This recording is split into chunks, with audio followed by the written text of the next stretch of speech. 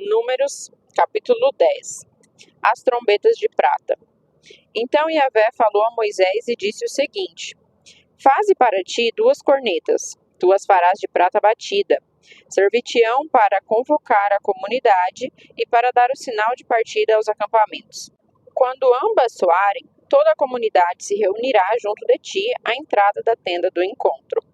Mas, se soar apenas uma das trombetas, serão os príncipes, os chefes dos milhares dos filhos de Israel, que se reunirão junto de ti.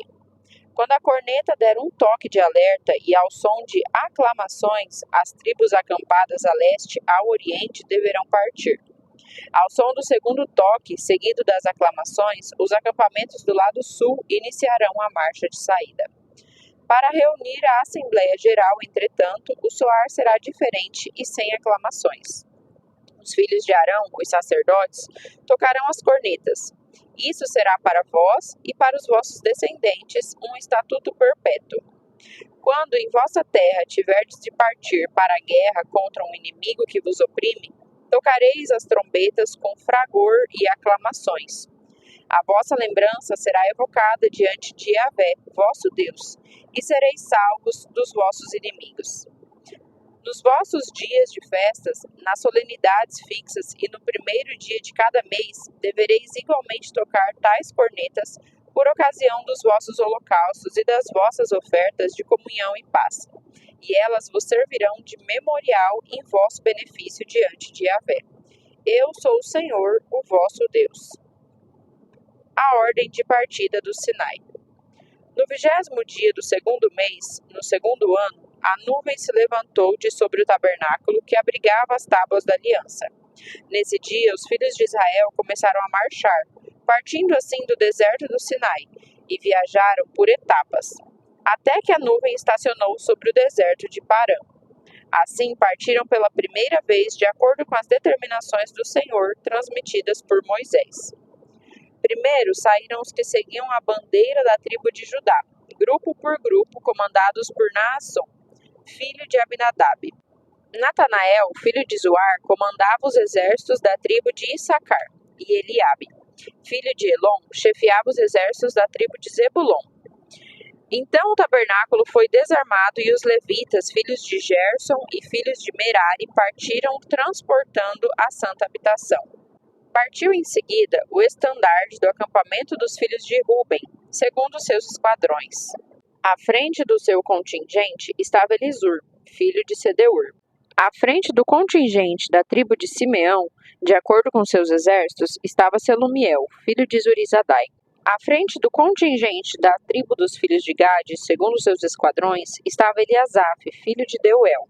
Então partiram os levitas do grupo de famílias de Coate, carregando os objetos sagrados. E quando chegaram ao outro acampamento, o tabernáculo já estava completamente armado. Os exércitos do acampamento de Efraim saíram em seguida, junto à sua bandeira.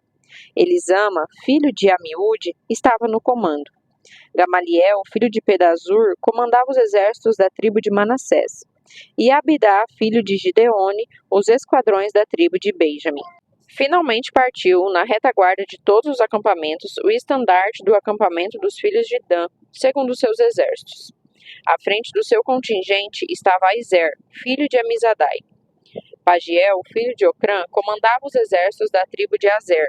E Aira, filho de Enã, a divisão da tribo de Naphtali. Essa era a ordem que os exércitos israelitas seguiam sempre que se colocavam em marcha. Convite de Moisés a Obabe. Então Moisés disse a Obabe, filho de Midianita, Reuel, sogro de Moisés: Eis que estamos de partida para o lugar a respeito do qual disse Yahvé, eu vou-lo dei. Vem, portanto, conosco também, e repartiremos contigo tudo de bom que conquistarmos, pois o Senhor prometeu boas dádivas a Israel. Mas Obabe respondeu: Não irei convosco. Voltarei para minha terra e para o meu povo. Contudo, Moisés insistiu: Por favor, não nos abandones. Tu conheces bem os lugares onde devemos acampar no deserto e tu poderás ser os nossos olhos. Se vieres conosco, faremos a ti o mesmo bem que o Senhor nos fizer. Deus abençoa a partida de Israel. E assim, os filhos de Israel partiram do Sinai, o monte de Yahvé, o Senhor, e caminharam durante 3 dias. A arca da aliança de Deus foi à frente deles durante aqueles 3 dias de marcha, a fim de indicar o lugar do descanso. Durante o dia, a nuvem de Yahvé pairava acima deles, sempre que partiam de um acampamento. Todas as vezes que a arca partia, Moisés orava: Ó Yahvé, ó Senhor, levanta-te e dispersa os teus inimigos, que fujam da tua frente os que te odeiam. E sempre que a arca parava, Moisés proclamava: Repousa entre nós, ó Senhor, o Eterno. Fica com os incontáveis milhares de família do povo de Israel. Números capítulo 11. E aconteceu que, por estarem passando por muitas dificuldades, os israelitas começaram a se queixar a Deus e a Yahvé. Assim que o Senhor ouviu suas reclamações, ficou irado e fez cair fogo sobre eles. O fogo ardeu de súbito entre eles e destruiu uma ponta do acampamento. Em seguida, o povo clamou, pedindo socorro a Moisés, que orou a Yahvé, e o fogo extinguiu-se. Por esse motivo, aquele lugar passou a ser chamado de Taberá, porque o fogo da parte do Senhor queimou entre eles. O povo volta a se queixar. Um bando de estrangeiros que havia no meio do povo de Israel encheu-se de cobiça e gula, e até os próprios israelitas tornaram a reclamar, murmurando: Quem nos dará carne para comer? Nós nos lembramos do peixe que comíamos por um nada no Egito, dos pepinos, dos melões, das verduras, das cebolas e dos alhos. Agora estamos definhando, privados de tudo. Nossos olhos nada veem senão este o maná. E o maná era como semente de coentro e tinha aparência de resina. O povo espalhava-se pelo arraial para recolhê-lo e trituravam no moinho manual ou socavam em um pilão. Depois cozinhava o maná e com ele fazia bolos. Tinha gosto de bolo amassado com azeite de oliva. Quando o orvalho caía sobre o acampamento durante a noite, caía também o maná. Intercessão do profeta de Deus. Moisés ouviu o povo chorar, cada família à entrada da sua tenda. A ira de Yahvé se inflamou com grande ardor. Moisés sentiu-se profundamente desgostoso e questionou o Senhor: Por que fazes mal ao teu servo? Por que não achei graça aos teus olhos, visto que me impuseste o cargo de todo esse povo? Fui eu, porventura, que concebi todo esse povo? Fui eu que dei a luz para que me digas: carrega-os em teus braços como uma ama que aconchega e conduz um recém-nascido, a fim de levá-lo à terra que prometeste sob juramento aos teus antepassados? Onde poderei eu conseguir carne para dar para todo esse povo? Eles insistem em suas queixas contra mim, chorando e exclamando: Dai-nos carne para comer. Eu não posso, eu sozinho, conduzir toda essa multidão de pessoas. Essa é uma responsabilidade muito além das minhas forças. Portanto, se é assim que desejas me tratar, então é melhor que me tires a vida agora mesmo. Se te agradas de mim, não me deixes ver a humilhação e minha própria ruína. A resposta do Senhor Deus. Então Yahvé respondeu a Moisés: Reúne 70 sábios anciãos de Israel, que tu sabes serem autoridades e escribas entre o povo. Tu os levarás à tenda do encontro, onde permanecerão contigo. Eu descerei para falar contigo e os abençoarei, tomando uma parte do Espírito que está em ti e colocando-a sobre eles. Assim levarão contigo toda a carga de responsabilidade em relação ao povo de Israel, e tu não a levarás mais sozinho. E ordenarás ao povo: santificai-vos para amanhã e comereis carne, porquanto chorastes aos ouvidos de Yahvé, clamando: Quem nos dará carne para comer? Quão melhor era para nós no Egito? Pois bem, Yahvé vos dará carne para comer. Entretanto, não comereis um dia apenas, ou 2, ou 5, ou 10, ou 20. Pelo contrário, comereis durante um mês inteiro, até que saia pelas vossas narinas e vos provoque náuseas, visto que não colocastes a vossa total confiança em Yahvé, rejeitando o vosso Deus, o Senhor, murmurando em sua presença e exclamando: Por que, pois, saímos do Egito? Argumentou Moisés: O povo no meio do qual estou conta 600.000 homens a pé, e tu dizes: Eu lhe darei carne para comer durante um mês inteiro. Será que haveria carne suficiente para todos eles, ainda que se abastecessem os rebanhos de pequenos e grandes animais? Ou mesmo que se recolhessem para servi-los todos os peixes do mar?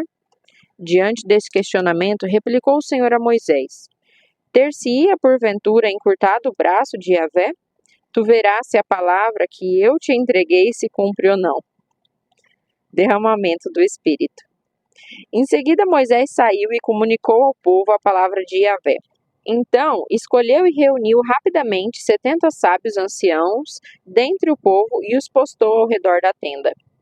O Senhor desceu na nuvem, falou a Moisés e tomou do Espírito que pairava sobre Moisés e o colocou sobre as 70 autoridades. Assim que o Espírito veio sobre essas pessoas, profetizaram, porém nunca mais tornaram a fazê-lo. 2 homens haviam permanecido no acampamento. Um deles se chamava Eudade e o outro Medade. O Espírito também os alcançou e pousou sobre eles, ainda que não tivessem vindo à tenda, embora estivessem entre os escolhidos. E assim puseram-se a profetizar no acampamento. Um jovem correu e foi anunciar a Moisés: eis que Eudade e Medade, exclamava ele, estão profetizando no acampamento. Josué, filho de Num, que desde a sua mocidade auxiliava Moisés, tomou a palavra e rogou-lhe: Moisés, meu senhor, proíbe-os. Contudo, ponderou-lhe Moisés: estás ciumento por minha causa? Que bom seria se todo o povo do Eterno fosse constituído de profetas, e que Yahvé depositasse seu espírito sobre eles. Então Moisés e as autoridades de Israel retornaram juntos para o arraial. O Senhor manda codornizes.